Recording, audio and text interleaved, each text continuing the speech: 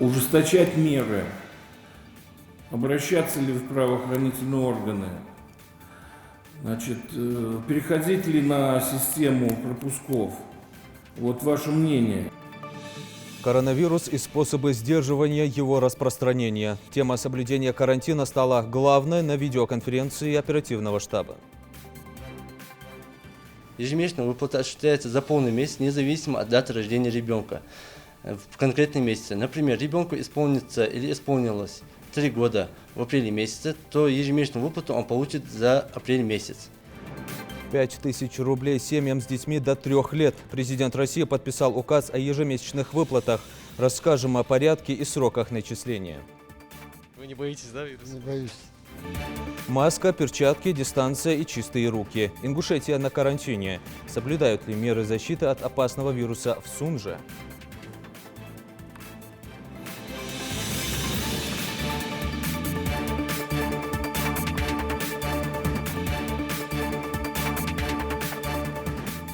На телеканале «Ингушетия» время новостей. Здравствуйте. Начинаем выпуск с последних данных по коронавирусу. 2558 новых случаев заболевания выявлено в России за сутки. В числе заболевших коронавирусом 18 328 человек. 1470 выздоровели, 148 умерли. О последних данных по эпидемиологической ситуации в республике рассказал руководитель управления Роспотребнадзора по Ингушетии. Сегодня мы получили 34 подтвержденных случая коронавирусной инфекции в республике. Это уже референс-центром подтверждено. Помимо этого уже отосланы у нас где-то около 40 анализов находится также в Ставропольском научно-исследовательском противочумном институте на подтверждение. Плюс здесь уже подготовлены и готовятся к отправке еще 20 анализов. И каждый день мы получаем из всех сделанных анализов. Лаборатория работает в круглосуточном режиме. И сам коллектив управления в круглосуточном режиме работает. И каждый день получаем где-то в среднем где-то 20-25% от сделанных анализов первичный скрининг. Кое-что при повторном отсеивается, но большой процент выявляемости. Это говорит о том, что у нас количество инфицированных, заразившихся растет. Это не только у нас, это по всему миру такая проблема, по всей Российской Федерации. Сейчас у нас в больнице 59 больных. Из них 10 реанимаций, 3 из них на ИВЛ, остальные на подаче кислорода. Я бы хотел обратиться к жителям республики. Ситуация набирает обороты, ситуация очень серьезная. Подтверждаемость наших анализов в Ставрополе в референс-центре очень большая. 6 апреля был у нас один случай. Сегодня, 13 апреля, у нас 34 подтвержденных. Столько анализов находится на подтверждении, и столько мы выявляем. Это говорит о том, что резко пошел скачок вверх по заболеваемости. У нас еще находится много на самоизоляции. Семьями, которые действительно подтверждены в референс-центре, и надо отдать им должное, они семьями изолировались дома, и не создавая никому проблем, они идут на улучшение, у них нету тяжелых больных. Они дома лечатся и спокойно на самоизоляции выходят с этой ситуации. С подтвержденными диагнозами, я говорю. Есть несколько семей, которые приехали с Москвы. Хотел бы обратиться к людям, если почувствуют недомогание, проблемы какие-то, чтобы сразу звонили в скорую, там, врачам. У нас есть телефон горячей линии 8 800 100 60 66 или 55 03 21.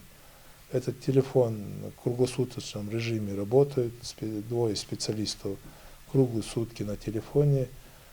И самое еще у нас напряженная ситуация, что у нас начали болеть доктора. Они, естественно, заболели от пациентов, кого-то оперировали. Я бы попросил, чтобы мы пожалели своих докторов. Это действительно вот сейчас в этой больнице, которые трудятся, самое главное, что нам надо сделать, это всем вот хотя бы вот до конца этого месяца соблюдать режим самоизоляции. Мы должны сохранить своих детей, матерей, отцов, братьев, сестер, народ. Без этого мы с этой проблемой не справимся. Коронавирус и способы сдерживания его распространения. Актуальная и злободневная тема соблюдения в регионе карантина и режима самоизоляции стала главной на видеоконференции оперативного штаба, прошедшей под руководством председателя правительства Ингушетии Владимира Сластенина. Подробности в сюжете. Впервые в зале заседания правительства республики так мало людей. Совещание проходит дистанционно в режиме видеоконференции. На связи главы городов и районов региона. Онлайн-встреча проходит под председательством премьера Владимира Сластенина. Главный вопрос на повестке дня – какая работа проводится в муниципальных образованиях по недопущению распространения коронавирусной инфекции. Мы сегодня хотим от вас услышать все-таки ужесточать меры. Обращаться ли в правоохранительные органы? Значит, переходить ли на систему пропусков? Вот ваше мнение. Или мы там можем справиться сами? Главы муниципалитетов докладывают, какие меры принимают, чтобы не допустить появления COVID-19 на своих подведомственных территориях и как жители соблюдают условия карантина. Наиболее благоприятная картина, как выясняется, складывается в сельских поселениях республики. У нас на территории района, мы провели соответствующие беседы с духовенством, есть понимание взаимодоговоренности по поводу скопления, проведения массовых мероприятий, похорон, свадеб и так далее. Большинство нарушителей карантина можно встретить в городах республики. Скопление и людей, и машин наблюдается в Назране. Там же расположено наибольшее количество торговых точек. Так мэр Назрани делится, что проводит работу вместе с общественностью и религиозными деятелями с целью не допустить распространения вируса в городе и призвать жителей не покидать свои дома без острой необходимости. Но, признается, их сил недостаточно. Я считаю, что и в городе надо, в целом в республике, где массовое скопление людей, где есть большие магазины, остальное, мы сегодня в группе об этом говорили, здесь нужно привлекать, мое мнение, то, что нужно привлекать патрульные и Росгвардии, и другие силы кого-то, только вот этими методами мы, мне кажется, сможем остановить вот это массовое хождение скопления людей. Еще одна проблема, с которой сталкивается республика в период пандемии – массовое скопление людей на свадьбах и похоронах. Призывы властей и религиозных деятелей отложить свадебные процессы до окончания Рамадана некоторыми жителями региона игнорируются. Так и на прошлой неделе торжества с большим количеством людей прошли в Назране и Малгобеке.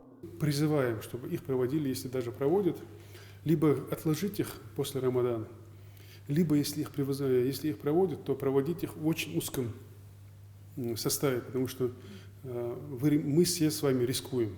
Запреты властей игнорируют и некоторые предприниматели, не закрывая непродовольственные магазины. По ним проводится работа муниципальными образованиями и Роспотребнадзором, и другими надзорными службами. Те организации, которые не входят в число первоочередных и которые не могут открываться, они сильно нарушают и они рискуют здоровьем людей. Глава Сунжи в ходе совещания доложил, что в городе обстановка стабильная. Факта проведения массовых мероприятий за время карантина не выявлено. Правда, на прошлой неделе на несколько часов развернули продовольственную ярмарку. Глава города предложил рассмотреть возможность проведения таких ярмарок на период карантина, но с соблюдением мер предосторожности. Было бы намного лучше проводить на каждой территории ярмарки любой один из дней, в неделю, чтобы вот люди не толпились в вот этих же торговых точках. По-моему, это намного как-то безопаснее покупать продукты на свежем воздухе, где вот большая территория, там, по-моему, более безопасно. И поставить у входа на эту ярмарку охранников, чтобы контролировали маски, там вот эти антисептики, чтобы это все было. Конечно, в дистанционном совещании участие принимает Роспотребнадзор. Руководитель управления Борис Камурзоев призывает глав муниципалитетов больше внимания уделить фактам проведения массовых мероприятий и бросить все силы на призывы людей не нарушать правила карантина. Все, что мы отслеживаем, заболел один, потом мы идем по следу, и где-то обязательно любое заболевший человек, сотрудники Госздравнадзора меня поймут, когда В любом случае где-то эта связь, мы эту связь находим. Где-то он был в контакте, где-то он был на похоронах, где-то на свадьбе, где-то больной человек, и он ходил к нему проведать. Пока мы людям не объясним, пока мы не уберем людской поток с улицы, вот эту проблему мы не снимем, к сожалению. Также отчитался и Росздравнадзор о готовности медицинских учреждений. Сообщили о наличии средств защиты и дезинфекции в достаточном количестве. Представители правительства отметили, что главам муниципалитетов необходимо усилить меры по недопущению нарушений указов главы региона. Диана Дударова, Магомед Дидигов. Новости 24. Всего за неделю число больных коронавирусом в регионе от 1 человека выросло до 34. Такое стремительное распространение заболевания в Ингушетии объясняют главным образом игнорированием большинством жителей карантинных мер, неверием, которое по сути ничем не подкреплено. Между тем, в Назрановскую районную больницу уже практически ежедневно поступают больные с признаками COVID-19. Поступило еще 8 пациентов. И пациенты еще поступают. В основном поступают пациенты возрастные и поступают с клиникой пневмонии, с высокой температурой, с кашлем, с респираторными проявлениями. И у них практически все эти пациенты уже с пневмонией. Поэтому лечение назначается индивидуальное, в зависимости от степени тяжести состояния, в соответствии с рекомендациями. Вышла 5-я версия методических рекомендаций Минздрава России, в соответствии с которыми мы и назначаем лечение. Пока все необходимое имеется, лекарственные препараты имеются, защитные средства для медицинских работников также имеются. К сожалению, есть заболевшие и среди медицинских работников, но это больше легкая степень заболевания. И те работники, которые заболели, они отстранены от своих обязанностей. Конечно же, они изолированы. Везде проведены соответствующие дезинфекционные мероприятия. Ну и к выписке готовятся у нас 5 человек. Из них 1, возможно, выпишется уже сегодня, потому что заканчивается срок карантина и показатели все хорошие. Ну и должна сказать о том, что человек, выписавшийся, проболевший этой болезнью, он, конечно же, никому не заразен. А на сегодняшний день сокращения не наблюдается, наоборот, больных становится все больше. И, как я уже говорила, в первую неделю это была легкая степень заболевания. Сейчас больные поступают уже с развившейся пневмонией. Это подтверждается рентгенологически, на компьютерной томографии. Мы сейчас практически всех больных, которые поступают с признаками пневмонии, с одышкой, с кашлем, с температурой, мы всем делаем компьютерную томографию и подтверждения, конечно же, вот такие вот документальные, инструментальные подтверждения, они дают основания нам предполагать, что это вирусная инфекция, что это ковид, но тем не менее, не дожидаясь результатов, мы начинаем лечение. Но, тем не менее, тесты, пробы проводятся, мы подтверждаем их, либо отрицаем эти пробы, референс-центры проверяют наше тестирование. Я думаю, что люди, все-таки больше людей сознательных, прислушаются, увидят, что действительно происходит. Вы же знаете, что 2 человека умерли, к сожалению, потому что поступили поздно, поступили уже с развившейся болезнью, и вот возраст, который, конечно же, является критическим.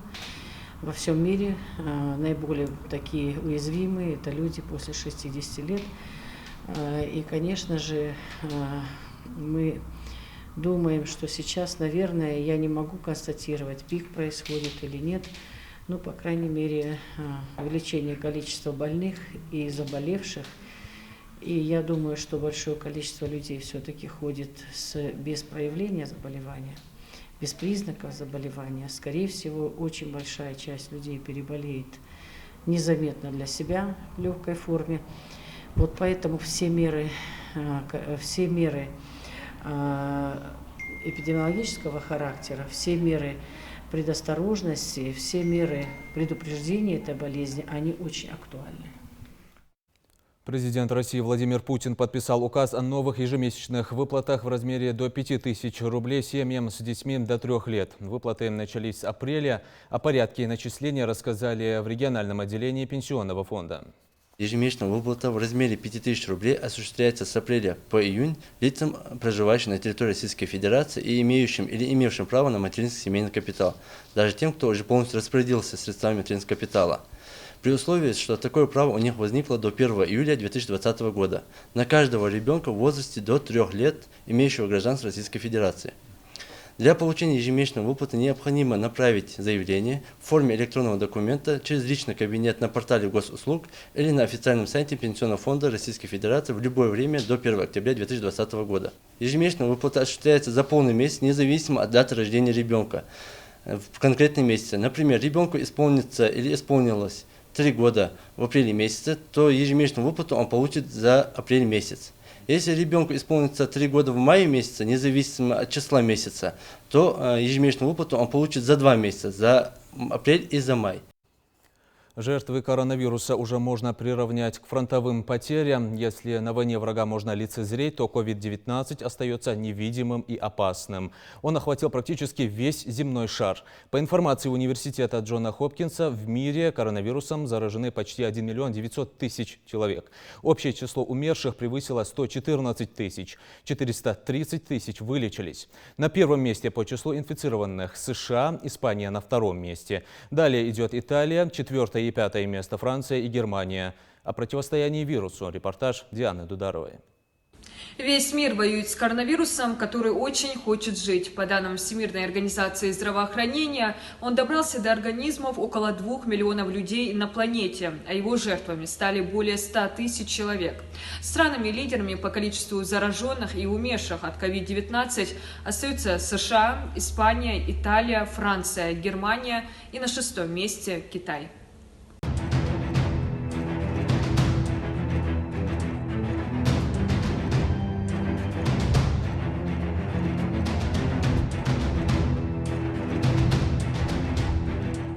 Отчаянная ситуация сложилась в США. Здесь пандемия достигла своего пика. 365 тысяч зараженных и более 20 тысяч погибших. Средств защиты не хватает и даже врачам. Им в день под роспись выдают по одной маске. Катастрофическая нехватка мест в больницах. А в Нью-Йорке нет ни одного свободного аппарата ИВЛ. Больных пытаются разместить везде, где это возможно. В отелях, выставочных центрах. Развернули полевые госпитали. Переоборудуют для больных и крупнейший готический собор мира – Кафедральный собор Иоанна Богослова. Инфицированных жителей Нью-Йорка решили размещать уже на военном судне. Свободных мест нет и в моргах. Трупы уже хранят в морозильных прицепах. По прогнозам властей США, следующая неделя может стать самой тяжелой. При лучшем раскладе число жертв может достигнуть 200 тысяч, при худшем в 10 раз больше. Что происходит в больницах? Они переполнены. Пациенты с коронавирусом ждут подолгу, чтобы попасть в общую палату. Они сидят в коридорах с другими зараженными.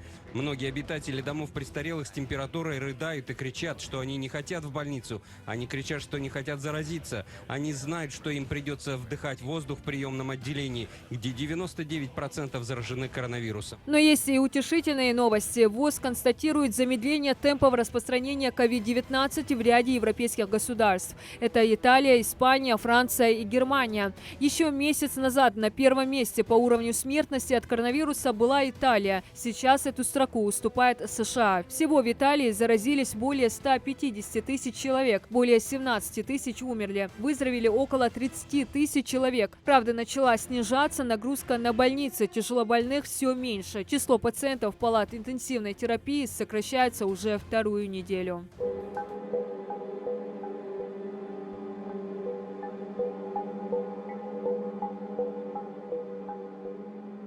В Испании ситуация с коронавирусом достигла пика. Теперь кризис пойдет на спад, заявили власти государства. Однако премьер-министр страны отметил, что возвращение к нормальной жизни и снятие ограничительных мер произойдет не сразу, а постепенно. Всего с начала эпидемии в Испании зарегистрировано более 152 тысяч инфицированных, из которых 52 тысячи выздоровели. Количество летальных исходов достигло более 15 тысяч. А проблему с защитными средствами испытывают и испанские медики. У нас не хватает защитного материала, не хватает масок, защитных очков, в том числе одноразовых водонепроницаемых костюмов. Нам приходится повторно использовать эти материалы. Во Франции в настоящее время в больницах находится около 30 тысяч человек, 7 тысяч из которых в реанимации. Эпидемическая ситуация остается стабильно тяжелой. 17 марта власти страны ввели строгие ограничения на передвижение людей. Нарушителям грозит штраф. В стране не работают рестораны, кафе, кинотеатры и непродовольственные магазины. В общей сложности подтверждены более 93 тысяч случаев заболевания COVID-19. Скончались более 13 тысяч.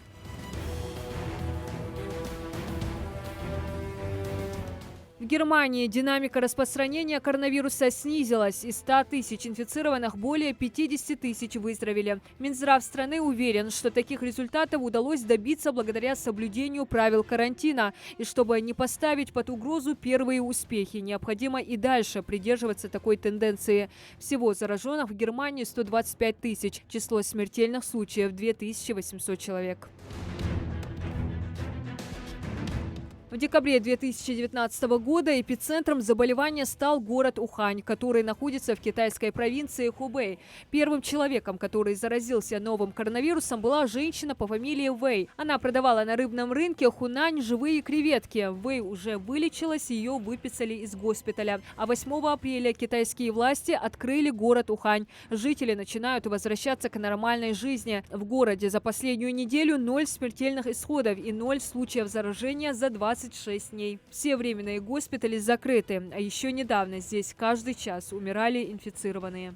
Отсутствие новых зараженных не означает отсутствие риска. Снятие блокады Ухани не отменяет ослабление контроля за эпидемией. Открыть город не значит распахнуть двери своего дома. Таких успехов удалось добиться благодаря жесткому карантину и беспрекословному выполнению его требований. И гораздо раньше, чем это представлялось возможным. Так, пик эпидемии в Китае, с которого все началось, миновал. Но за пределами КНР вирус начал распространяться намного быстрее. В результате охватил географию всей планеты. Однако, как доказывает практика во всем мире, самый эффективный метод борьбы с ним – это оставаться дома и соблюдать требования карантина. Но печальнее всего другое. Горький опыт самых продвинутых стран не становится поводом задуматься для многих жителей страны и, в частности, Ингушетии, что корона этого вируса держится крепко и щадить никого не собирается. Диана Дударова, Новости 24. С просьбой не игнорировать меры безопасности и соблюдать карантин к жителям региона обратились представители ТЭПа Картоевых. خيتيبنا مخباشنا يستخل يعني عشاقي تتطوس بين مسنين مخار تخنا بيلورج بحكمج وتحشيك الحالدين ثاني مسنا قيكل ديج ملاتي لورلي صح صوت ارمليل سرتون جوينت يوغجا هش قيكل ديج لات اخوي مسنين مخار دال برز يا بنت الله روز بلامزا بيشاشنا مقمدال تاديوي عادلو بولها до 30 апреля مقمد تاديوي ديخل خود درس شيمو وسيك خيتي بنارك دو ازي خيك اللقاء مخول صار صوتر ارسليلر ولق دواتش متي بجري يجري يلا الشيء مخول صخ دار دواتش ولقاء ارمدول بين يوعز لاتر يخسر تويه خلص الدرس ليك أما نقدني حاول زعمن الشيء لازر شخنت دق زينش دين دوين ساريخ يخلق الدرشيمة هو سيد لور ولر صفصتر سيش شمتي تسليلر أخد يخل دوغ قيكل دوغ تيبن شناهك باخ شمتي دق شمتي تروي ياتج حن حدا دائما حتى سقواش بوقتنا بوج متي شو داري عندي تليفون نمر عطي لي جوه ايش نخبلي وقيكر ضج دو شا مو شا تان وشل دي دوغ ايش حمد عطف الدوغ ايش نخ تصابع شا لوربولشا بين مسنين مخار بيتصاح تصوتي بيتصاح اتخوشي تلازر تقتي بر قداخو وشل دات دق اره Спира Хашкаман страничкер. Вахки луриж ма би хайкерлдеш. Царат эхтенцане эхту балат. Дырлот. Вей эхту бозма бозивен, вей хал бозма бозивен. Яла шидиха хударшима осарик. Варвалар. Аллах, лордол, вей хам, вей мох, буслубнах. Пандемия и всеобщий карантин, вызванные распространением коронавирусной инфекции, вносят свои коррективы во все сферы жизни. Сотрудникам благотворительного фонда, чьи усилия были направлены на улучшение здоровья больных детей методом ипотерапии, тоже вынуждены временно приостановить благородное дело. Конные прогулки пришлось отложить до лучших времен. На первый взгляд простому обывателю может показаться, что это всего лишь конная прогулка, но на этих кадрах специально обученная лошадь демонстрирует обратное. Такая манера езды или в простонародье походка признана во всем мире самым эффективным способом реабилитации детей с синдромом Дауна, аутизмом, ДЦП, различного рода нарушениями опорно-двигательного аппарата. И вообще, конные прогулки улучшают настроение ребенка, помогают расслабиться, развить чувство равновесия и, что немаловажно для малыша, дают тепловой массаж, который заставляет мышцы работать.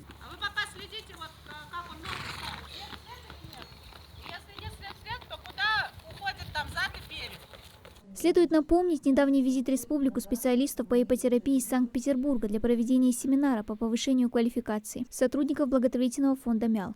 В рамках семинара были организованы бесплатные курсы для детей с ограниченными возможностями здоровья. Все это стало доступно благодаря реализации социально значимого проекта при поддержке президентского гранта. Лошадь является неким инструментом терапевтического воздействия на организм всадника.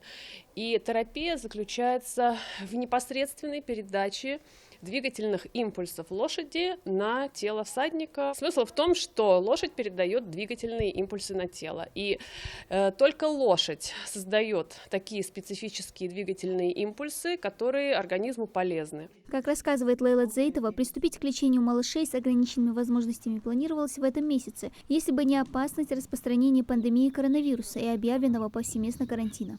Недавно благотворительный фонд МЯЛ запустил проект «Ипотерапия для детей с инвалидностью». Надеюсь, что скоро карантин снимут, и мы продолжим лечение верховой ездой. Всем мира и добра, крепкого здоровья. Создать вокруг малыша правильный настрой, уют и заботу – это и есть первостепенная задача лечения методом ипотерапии, рассказывает Руслан Зейтов. Он сам в прошлом году прошел обучение в Санкт-Петербурге, является дипломированным специалистом в области ипотерапии. Сложившейся эпидемиологической ситуации и распространения инфекционных заболеваний коронавирус сотрудниками фонда МЯЛ приостановлены занятия по ипотерапии. Хотел бы призвать всех наших жителей, граждан, соблюдайте меры карантина и самоизоляции. Ипотерапия как метод лечения приемлем не для всех малышей, ввиду особенностей их заболеваний. Понять физическое и эмоциональное состояние детей теперь уже готовы проинструктированные сотрудники фонда МЯЛ. Ипподромы пустуют, и дети находятся дома. Дана Плеева, Адам Мережков, Новости 24.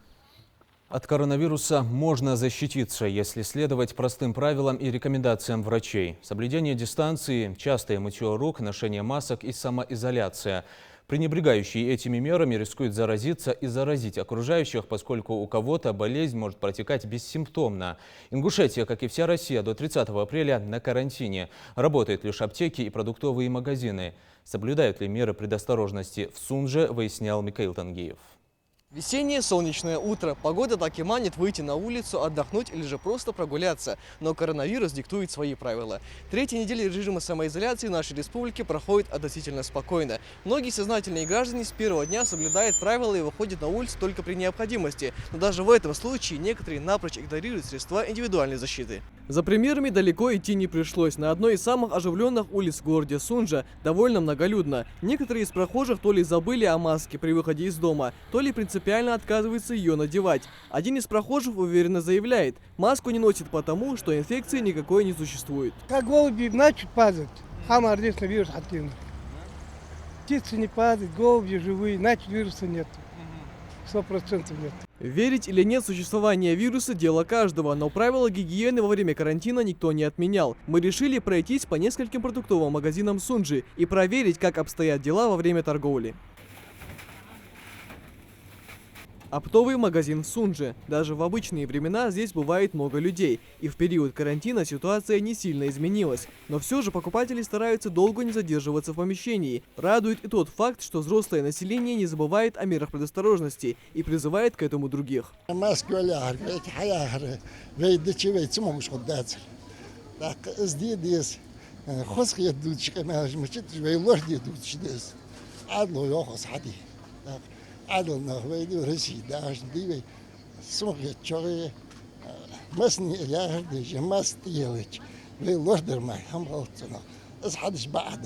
Такого ажиотажа на товары первой необходимости, как в начале эпидемии, уже давно нет. Люди понимают, продуктов хватает с лихвой, лишь бы были деньги на их покупку. Спустя время мы заметили среди рядов несколько человек без масок. Как выяснилось позже, на это у них есть свои оптимистические причины. Вы не боитесь, да, вируса? Не боюсь. Маски, перчатки, антисептик и соблюдение дистанции. Администрация продуктового магазина заранее позаботилась о безопасности как посетителей, так и своих сотрудников. Обязательно ношение масок, перчаток, дезинфекция помещений, дезинфекция поверхности. Это все обязательно все соблюдается. К сожалению, многие жители до сих пор не осознают всю опасность нависшей угрозы. На сегодняшний день в республике официально подтверждены 34 случая заболевания коронавирусной инфекцией. Еще 36 предположительно инфицированы. 2 человек скончались. Болезнь можно победить только сообща, при условии, что все будут четко придерживаться правил карантина. Михаил Тангиев, Магомед Титиков, Новости 24. Этот день они приближали, как могли. Спустя 75 лет после окончания Второй мировой войны мы с гордостью вспоминаем подвиг доблестных ингушей, стоявших на страже Отечества. Увековечить имена солдат 40-х призван всероссийский проект «Лица Победы». Ахмед Агасиев и Алаудин Алиев, как и их боевые товарищи, сделали все, чтобы небо над Родиной стало мирным. Но победных залпов сами не увидели. О боевых заслугах героев рассказывают родственники и потомки участников Великой Отечественной. «Лица Победы» в сюжете Идриса Ижиева. В семье Руслана Агасиева пожелтевший треугольник берегут как реликвию. Это первое письмо, которое им с матерью прислал отец, участник Великой Отечественной войны Ахмед Агасиев. Написанное химическим карандашом, оно чудом сохранилось. Когда отец ушел добровольцем на фронт, Руслану, сыну ветерана, было 3 месяца, а старшей дочери Розе 2 года. Оставшаяся с 2 маленькими детьми жена Ахмеда Агасиева Тамара выполняла самую трудную работу. Наравне с мужчинами она работала на железнодорожной станции. Через некоторое время Ахмед Агасиев присылает второе письмо. Пишет: «Я уже на фронте, война идет. Конечно, тяжело, но мы добьем врага. Мне присвоили звание старшего лейтенанта». На взводе находится один ингуш, Сальтиева, Цароев, врач. И там он был военный врач. Так, очень хорошо у нас идет. С нами там и донские казаки были, и с Новочеркасска, и с Ростова, и русские. Все очень дружно воевали, мы говорим. Нормально было.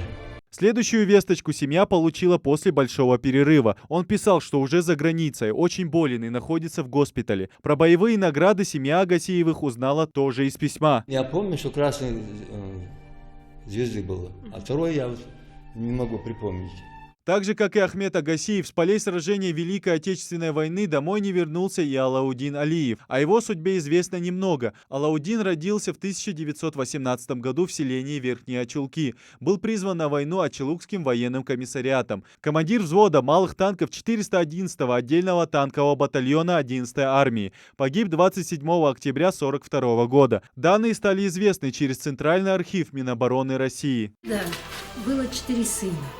Из них 2 ушли на фронт, у одного была бронь, 4-й был подросток.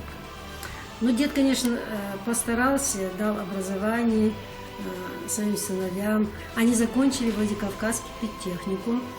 И до призыва в армию Алаудин, мой дядя, работал учителем, у него была самая гуманная профессия.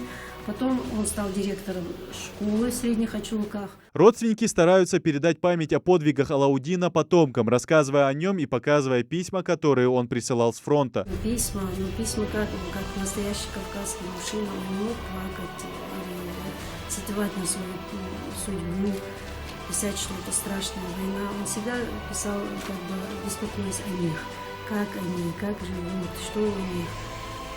Но, к сожалению, когда ввели ссылки, многие документы были утеряны.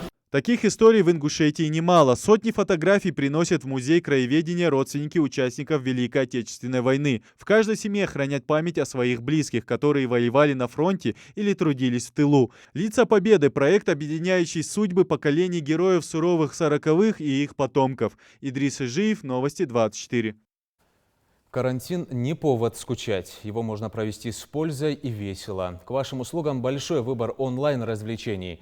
Интернет, к счастью, доступен каждому, а значит, открыто окно в виртуальный мир. Некоторые сайты предлагают путешествия по самым красивым местам, посмотреть спектакли, побывать в горной Ингушетии и даже заглянуть в резиденцию главы республики. Зелимхан Калоев впечатлился и расскажет, как все это работает. По заверению специалистов, эти выходные все-таки стоит провести дома. Ведь оказаться на этом самом месте можно просто выйдя во всемирную паутину. Как? А вот так. Для жителей Ингушетии доступен 3D-тур по Магасу. Подняться на башню Согласия одним кликом мыши. Заглянуть в резиденцию главы и оказаться в зале славы, оформленный по образцу Георгиевского зала Кремля. И даже начать головокружительное путешествие по горной части Ингушетии, где открывается сказка.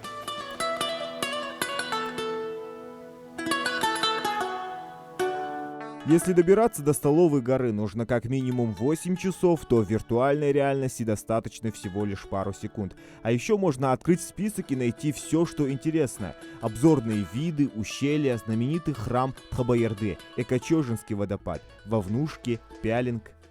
А мне, как представителю Тейпа Калоевых, интереснее всего посмотреть на свое родовое селение Кели. Так вот, на карантине у нас с вами есть время, чтобы получше узнать историю и интересные факты о своих родовых башнях.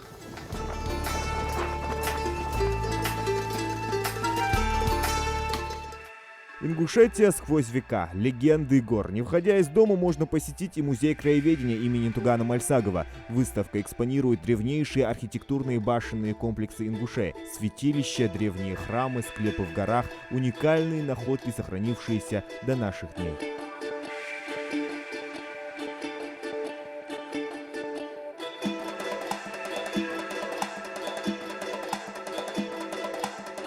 Первый ряд обеспечен даже в Большом театре. «Лебединое озеро», «Спящая красавица», «Царская невеста», «Щелкунчик». Онлайн-премьеры меняются каждую неделю.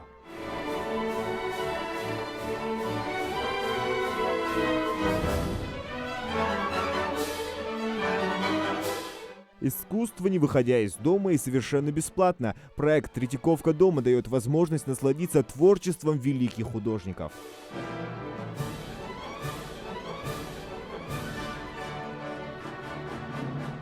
А те, кто планировал этой весной посетить Эрмитаж, но не получилось, не расстраивайтесь. На сайте запущен интернет-проект, который рассказывает о выдающихся произведениях искусства, культурных и исторических артефактах из коллекции музея. Позволяет в деталях рассматривать великие творения прошлого из собрания Эрмитажа, погрузиться в культурный и исторический контекст, узнать скрытые от глаз посетителей секреты музейных экспонатов, заглянуть за обычно закрытые двери музейных хранилищ и реставрационных лабораторий.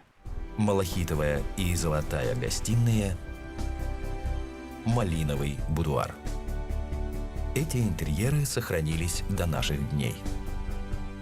Начало знаменитой художественной коллекции Эрмитажа было положено в 1764 году, когда императрица Екатерина II приобрела 225 произведений западноевропейской живописи. Доступен для зрителей и зоопарк. В режиме реального времени через веб-камеры можно наблюдать за жизнью удивительных животных. Вот, например, у этой панды вся жизнь проходит, как наш с вами карантин.